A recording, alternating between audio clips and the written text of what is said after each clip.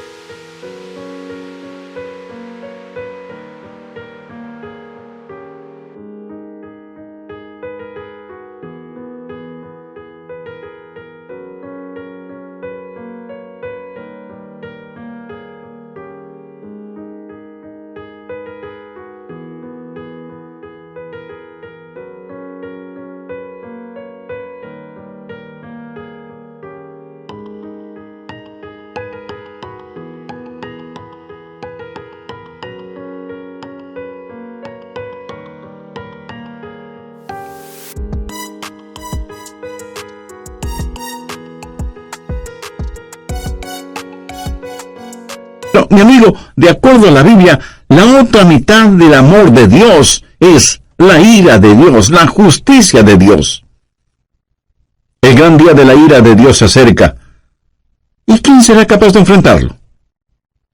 Daniel, Jesús, Pablo y Juan hablan sobre ese evento.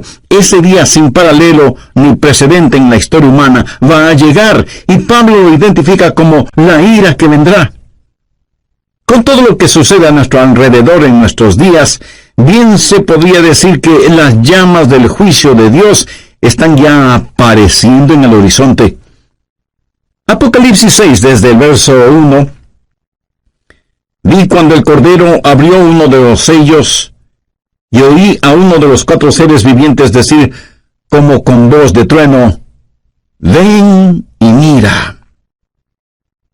Cuando usted escucha truenos, ¿qué es lo que espera? Pues una tempestad, ¿verdad? A Juan se le dijo que mirara. ¿Y qué es lo que él vio? Veamos en el verso 2. Y miré, y he aquí un caballo blanco. Vamos a ver 4 jinetes en sus caballos, cabalgando durante la gran tribulación. Algunos llaman a estos los 4 jinetes del Apocalipsis. Y todo esto no es más que una descripción de la frase que Pablo usó cuando dijo, la ira venidera. El primer caballo es el blanco, de dominio. Juan dice, y miré, y he aquí un caballo blanco, y el que lo montaba tenía un arco, y le fue dada una corona, y salió venciendo, y para vencer. ¿Quién es este que monta en un caballo blanco? Mi amigo no es otro que el anticristo. Es la simbología bíblica. Un caballo blanco significa dominio, conquista, triunfo, y durante ese tiempo, el Mesías del diablo, el anticristo, regirá en el mundo. Tiene un arco en su mano, lo cual es símbolo de poder. Tiene una corona en su cabeza, lo cual también significa dominio. Y si usted me pregunta, ¿el mundo en realidad será gobernado por el anticristo? Absolutamente cierto. Jesucristo fue muy claro al respecto. Busque Juan 5:43. Yo he venido en nombre de mi Padre, y no me recibís. Si otro viniere en su propio nombre, a ese recibiréis. Jesús dijo que no le recibimos a él, que es el verdadero Cristo, pero sí recibiremos al anticristo, que vendrá montado en un caballo blanco. De paso, quiero compartir con usted lo que leí en un periódico y que tiene que ver con un nuevo símbolo propuesto para las Naciones Unidas. ¿Sabe cuál es ese nuevo símbolo? Un caballo blanco. El artículo dice que el caballo blanco es símbolo de paz, y cito textualmente parte de lo que dice el periódico. La paloma, como símbolo de paz y fraternidad entre las naciones, enfrenta a un competidor, un caballo blanco.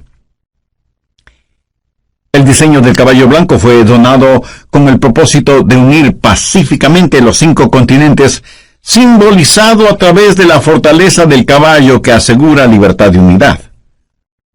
En la cabeza del caballo habrá 5 cintas de diferentes colores que representan los 5 continentes: Europa, Asia, África, América y Australia. Así que se está impulsando un nuevo símbolo de paz, un caballo blanco, para que unifique al mundo. Y Daniel, haciendo referencia al anticristo, dice que por medio de la paz destruirá muchos. Segundo, el caballo rojo de la destrucción. Apocalipsis 6:4. Y salió otro caballo, bermejo, y al que lo montaba le fue dado poder de quitar de la tierra la paz, y que se matasen unos a otros, y se le dio una gran espada. El caballo rojo de la destrucción, rojo como el color de la sangre. Y cuando este inspirado anticristo cabalga para conquistar, en su diabólico cerebro no habrá más que esa idea, conquistar, y habrá guerra y terror y destrucción, y la sangre roja lo manchará absolutamente todo. ¿Alguna vez usted ha pensado en nuestro mundo presente, armado hasta los dientes, con toda clase de armas de destrucción? El Medio Oriente es un verdadero polvorín, y en realidad nadie sabe qué naciones tienen armas biológicas o capacidad nuclear o termonuclear. Un gran general norteamericano dijo: sabemos mucho más acerca de la guerra que de la paz. Sabemos más acerca de quitar la vida que que acerca de vivir en este siglo que se pregona es el siglo del progreso. El conocimiento científico ha sobrepasado los límites de control. Tenemos muchos hombres de ciencia, pero en verdad muy pocos hombres de Dios. El mundo ha alcanzado notoriedad sin sabiduría, poder sin conciencia. Somos un mundo de gigantes nucleares, pero criaturas sin ética. Todo lo que sucede en el mundo está llegando a su clímax. Y la Biblia lo identifica como el gran día de la ira de Dios. Con la llegada del caballo rojo de la destrucción, el espíritu del odio que está en el anticristo inflamará los corazones y las mentes de los seres humanos y causará que los padres maten a sus propios hijos y que se maten entre hermanos. Será un tiempo de indescriptible sufrimiento cuando la espada estará chorreando la sangre de todos aquellos que no han querido recibir la marca de la bestia. Y los cadáveres estarán abandonados en las calles, llenando con olores putrefactos el aire, en donde se mezclarán las lágrimas y el llanto de los vivos con el pedido de auxilio de los moribundos. Y uno puede entender lo que profetizó Jesús cuando dijo: «Mas ay de las que están encintas y de las que crían en aquellos días, porque habrá entonces gran tribulación, cual no ha habido desde el principio del mundo hasta ahora, ni la habrá». Tercero, el caballo negro de la privación. Apocalipsis 6, versos 5 y 6. Cuando abrió el tercer sello, oí al tercer ser viviente que decía: «Ven y mira». Y miré, y he aquí un caballo negro, y el que lo montaba tenía una balanza en la mano, y oí una voz de en medio de los 4 seres vivientes que decía: 2 libras de trigo por 1 denario, y 6 libras de cebada por 1 denario, pero no dañes el aceite ni el vino. ¿Qué representa el caballo negro? Representa hambruna, invariablemente, porque después de una guerra sigue la hambruna. La balanza en este pasaje, usada para pesar harina, habla de la escasez de los alimentos y nos habla de precios elevadísimos y naciones que se mueren de hambre. 1 libra de trigo o cebada representa una comida, y esa comida costará todo un día de trabajo, o sea que será necesario el trabajar todo el día para poder comprar algo para comer. ¿Sabía que ya vivimos en un mundo en donde más de la mitad de la población vive en perpetuo estado de hambre? Ahora imagínese lo que será durante la gran tribulación, cuando los hombres inflamados con espíritu de odio preferirán ir a la guerra antes que trabajar en la tierra. Por la historia aprendemos que cuando el general romano Tito Vespasiano, en el año 70, cercó a Jerusalén, impidió el abastecimiento de alimentos desde fuera de la ciudad y confiscó todos los alimentos que encontró dentro de la ciudad para su propio ejército. Fue tal la hambruna que se sintió en Jerusalén que, según los historiadores, las madres casi enajenadas por el hambre mataban a sus bebecitos para comérselos. Jesús dijo que un tiempo mucho peor que eso está por venir. Cuarto, el caballo amarillo de la destrucción. Apocalipsis 6, versos 7 y 8. Cuando abrió el 4º sello, oí la voz del 4º ser viviente que decía: «Ven y mira».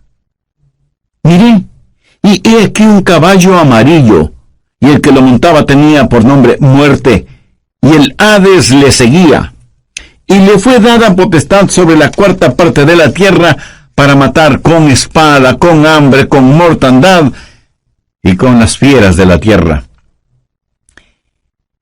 En el original griego, la palabra amarillo describe un color verde amarillento pálido. Este caballo es el de la destrucción, y millones de seres humanos serán destruidos.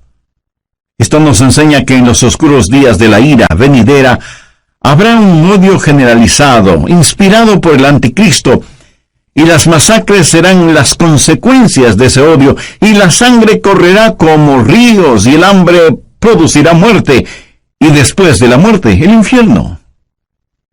Se dice que a veces más gente muere después de terminada una guerra que durante la guerra misma. Y usted preguntará, ¿cómo puede ser eso posible? Amigo, después de la guerra hay una explosión de pandemias, infecciones, plagas. Pero en este pasaje, note que después de la muerte viene el Hades. ¿Qué significa eso?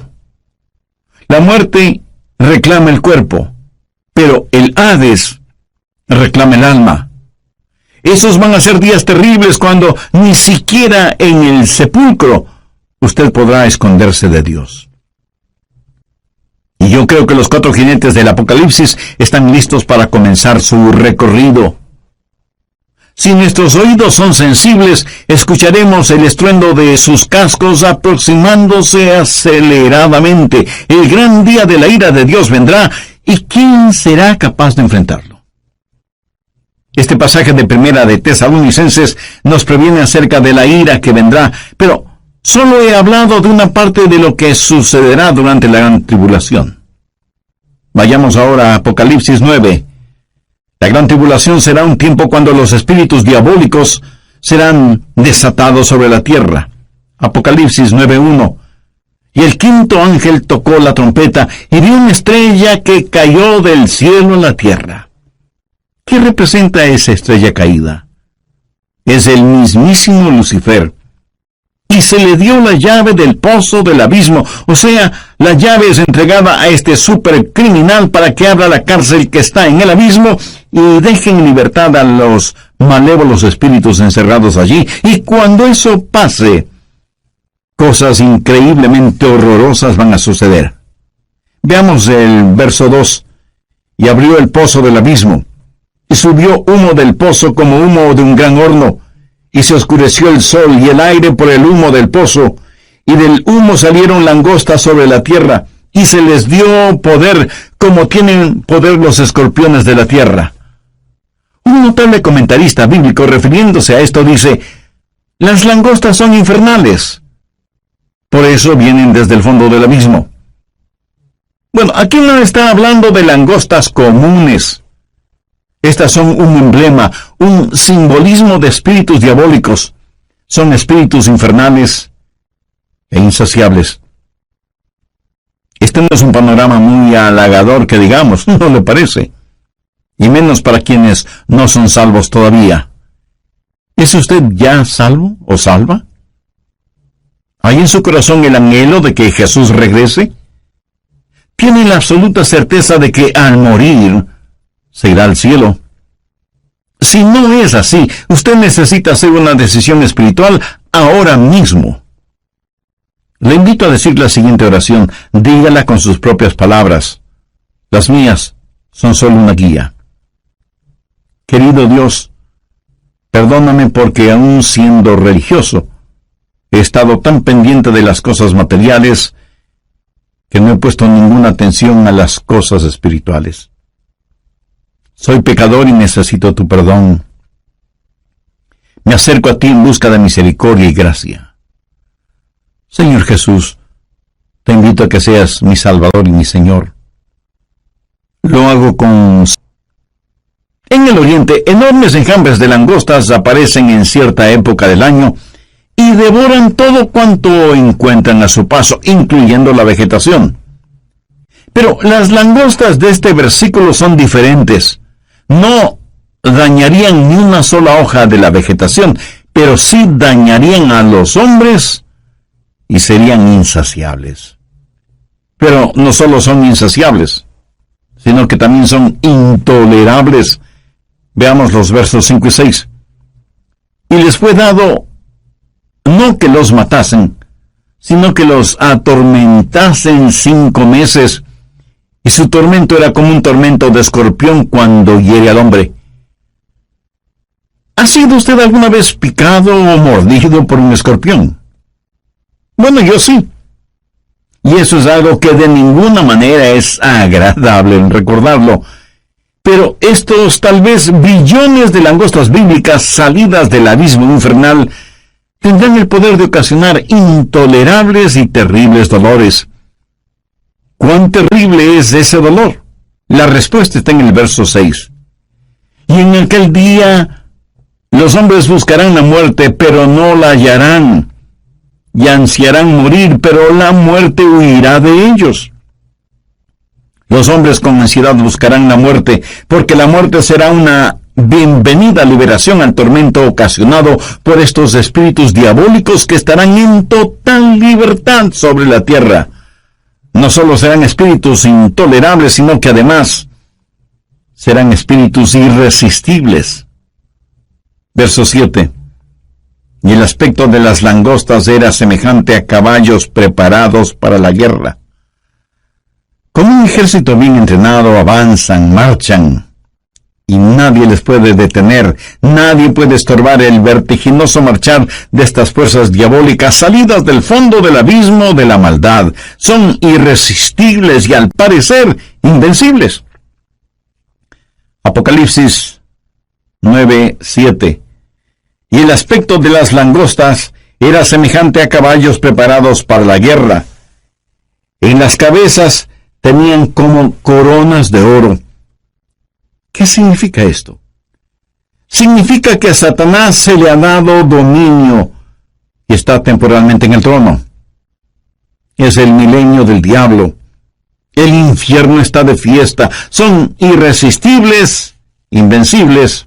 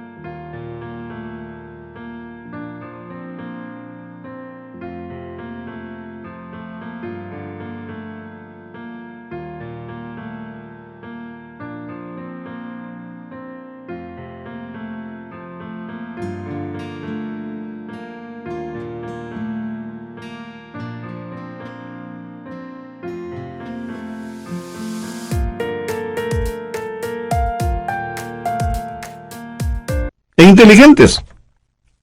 Mire lo que dice la parte final del verso 7. Sus caras eran como caras humanas. En la tipología bíblica, el rostro de un hombre siempre habla de inteligencia. Pero siempre ha sido la sabiduría humana la que ridiculiza la verdad de Dios. El interés de Satanás siempre ha sido el controlar la mente del hombre, no tanto su corazón y conciencia. Los espíritus diabólicos implantan en nuestras mentes ideas de cómo debemos aprender acerca de las estratagemas seductoras de Satanás, pero son estratagemas insidiosas. Verso 8. Tenían cabello como cabello de mujer, sus dientes eran como de león. Mi amigo, estas no son langostas ordinarias. El cabello de mujer habla del carácter seductor y atractivo de las fuerzas diabólicas. La Biblia nos advierte acerca de los espíritus seductores, y el diablo seducirá a millones con encantos femeninos, pero debemos mirar más allá de todo lo que ofrece como atractivos este ángel de luz, porque él es en verdad un león rugiente. La Biblia dice, sus dientes eran como de león, para devorar y destruir a quienes caen en sus garras, insidioso y engañador, con pelo como de mujer, pero con colmillos de león. Los espíritus diabólicos son además insensibles. Veamos el verso 9. Tenían coraza como corazas de hierro. ¿Qué significa esto? Que por un periodo de tiempo, ellos eran inmunes a cualquier daño. A los débiles y pecadores seres humanos no les servirá de nada el tratar de luchar. ¿Cuán frecuentemente desestimamos el poder de Satanás y nos reímos y hacemos bromas al respecto, lo cual es una necedad, porque estos espíritus diabólicos son insensibles e inescapables. Note lo que dice la segunda parte del verso 9. El ruido de sus alas era como el estruendo de muchos carros de caballo corriendo a la batalla. Por todas partes el aire está lleno con los ruidos de estos espíritus diabólicos, a quienes usted ni puede ganar en astucia, ni en nada. Veamos ahora el verso 10. Tenían colas como de escorpiones y también aguijones, y en sus colas tenían poder para dañar a los hombres durante 5 meses. ¿Sabía usted que el tiempo normal de vida de una langosta es 5 meses? El apóstol Juan usa simbolismos para decirnos que estos espíritus malignos, que tienen colas como de escorpiones, efectuarán su trabajo de herir a los hombres. Tienen el poder para hacerlo. Y como si todo esto fuera poco, esos espíritus son además indivisibles. Verso 11. Y tienen por rey sobre ellos al ángel del abismo, cuyo nombre en hebreo es Abadón y en griego Apolión. Hay un rey sobre estos espíritus.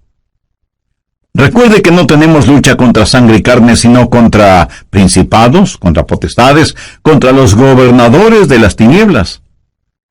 Abadón o Apolión literalmente significa destrucción. Un poderoso príncipe infernal, tal vez Satanás mismo, es quien los guía para que torturen a los habitantes de la tierra durante la gran tribulación, o sea, durante la ira venidera. En segundo lugar, hay una anticipada espera. Veamos 1 Tesalonicenses 1:10. Y esperar de los cielos a su Hijo, al cual resucitó de los muertos, a Jesús, quien nos libra de la ira venidera. ¿Lo ve? Esperamos por su Hijo Jesús, quien nos libra de la ira venidera. Pregunta, ¿vivirá la iglesia la gran tribulación? ¿Estará la iglesia sujeta a la ira que vendrá? Bueno, personalmente no lo creo, y le diré por qué. Creo que la Biblia claramente enseña que la iglesia será arrebatada, raptada, antes de que la ira llegue. Veamos 1 Tesalonicenses 5:9. Porque no nos ha puesto Dios para ira, sino para alcanzar salvación por medio de nuestro Señor Jesucristo. El apóstol Juan le dijo a la iglesia de Filadelfia la misma cosa. Veamos Apocalipsis 3:10. Por cuanto has guardado la palabra de mi paciencia, yo también te guardaré de la hora de la prueba que ha de venir sobre el mundo entero. Y usted podría preguntarme, pastor, eso es lo que Juan le dijo a la iglesia de Filadelfia, pero no a nuestras iglesias. Vayamos rápidamente a Apocalipsis 3:13. ¿Qué dice? El que tiene oído, oiga lo que el Espíritu dice a las iglesias. Lo que se le dijo a la iglesia de Filadelfia también es para nosotros. Si guardamos las palabras de su paciencia, Él nos librará de esa hora de tribulación. Dios no derrama su ira sobre sus hijos, Él disciplina a sus hijos. Antes de que un reino declare guerra a otro reino, ¿qué es lo que hace? Llama a sus propios ciudadanos a que salgan de ese reino antes de declarar la guerra. Antes de que Dios hiciera llover fuego y azufre sobre Sodoma, el ángel le dijo a Lot, no puedo hacerlo hasta que tú salgas de aquí. Lot y su familia fueron sacados de la ciudad antes de que la ira de Dios se hiciera una realidad. Dios los salvó sacándoles de la ciudad. Antes de que Dios enviara el diluvio en tiempos de Noé, ¿qué es lo que hizo? Arrebató a Enoc antes del diluvio para que fuera como un retrato, una ilustración de que antes de que Dios derrame su ira, Dios salva a los suyos. Dios puso a Noé en el arca como una ilustración de lo que la nación judía experimentaría y saldría del fuego de la tribulación. Si la iglesia va a pasar la gran tribulación, hay ciertas cosas que deben suceder. Y no estaremos esperando el regreso de Jesús en cualquier momento. Anote Mateo 24:36. Pero del día y la hora nadie sabe, ni aun los ángeles del cielo, sino solo mi Padre. Nadie, absolutamente nadie, sino el Padre, conoce el tiempo del regreso de su Hijo a la tierra.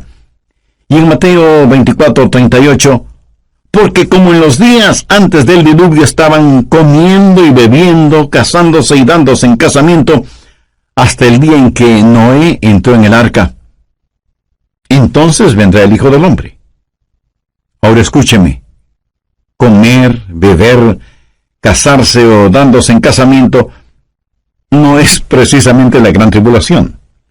Es cierto que para algunas parejas su cónyuge es una gran tribulación.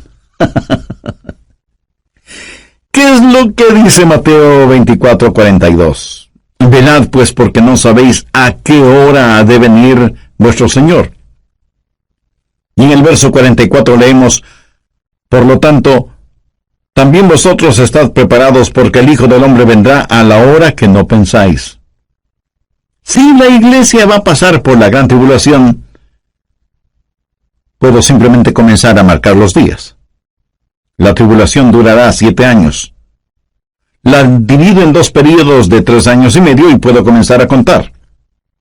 Pero la Biblia dice que debemos esperar por Jesús, debemos esperar su regreso de los cielos.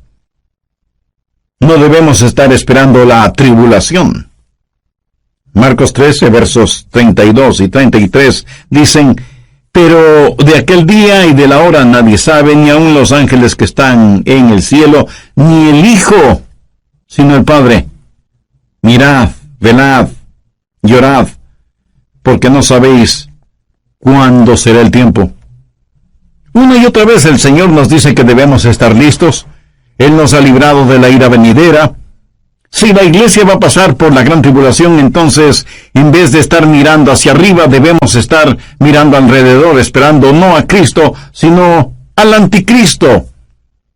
No habrá la esperanza bendita, y la muerte sería mucho mejor que pasar por la tribulación para llegar al reino.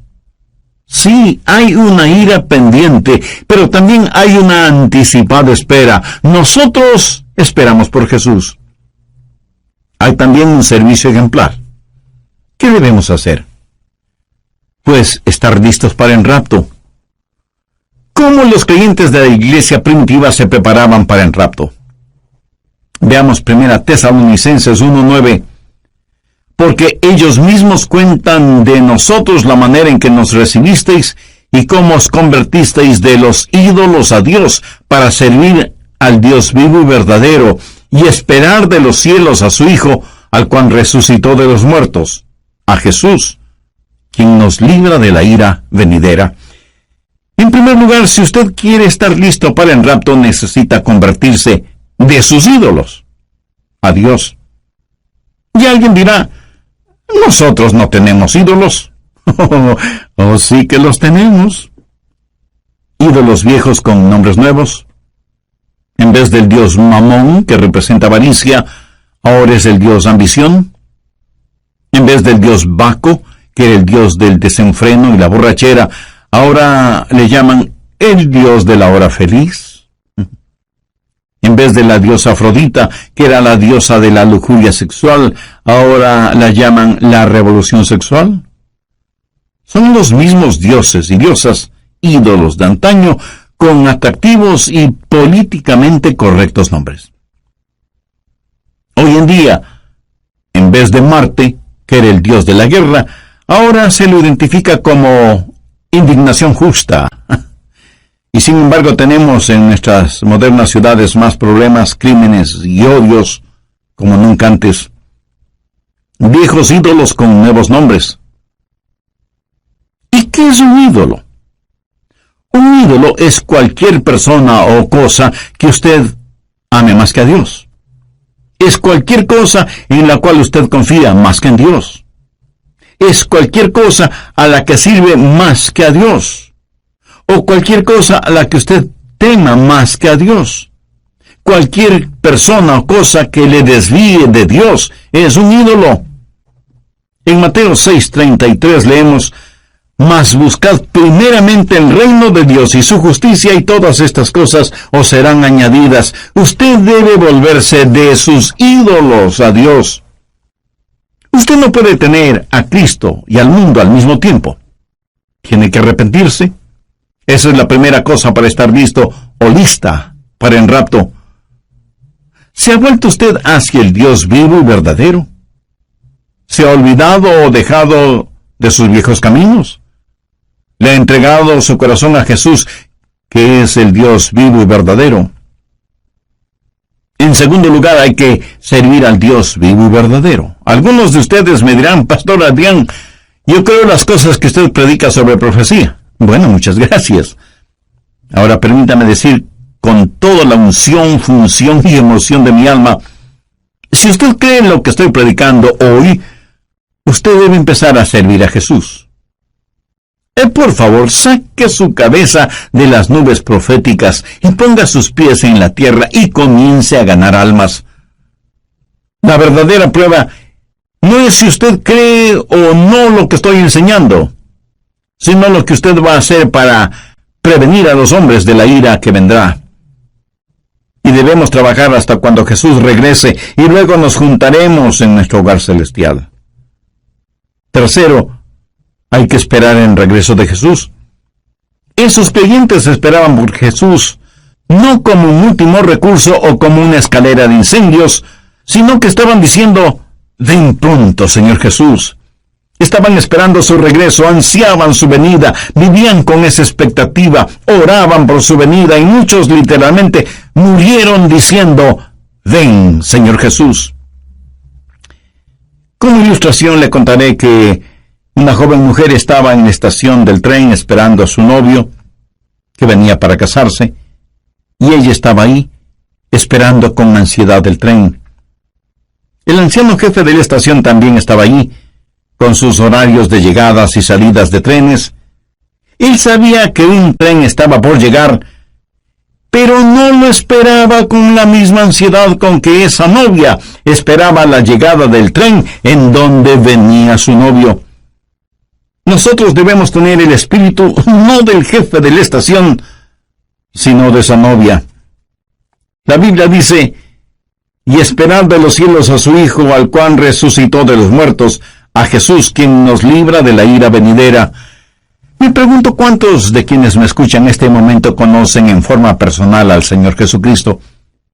Porque si usted aún no tiene una relación íntima con Él, este es el momento de hacer esa decisión. Recuerde que Jesucristo puede retornar en cualquier momento, y en la Biblia no encuentro ninguna esperanza para nadie que no tenga a Cristo en su corazón. Si usted rechaza ser salvo antes de la venida de Jesús, terminará creyendo las mentiras de Satanás, y tendrá que vivir los horrores de la tribulación, y después de eso, el infierno, o sea, separado eternamente de Dios. Y si me pregunta cómo puede ser salvo, lo primero que tiene que hacer mi amigo, mi amiga, es dejar sus ídolos y buscar al Dios único y verdadero.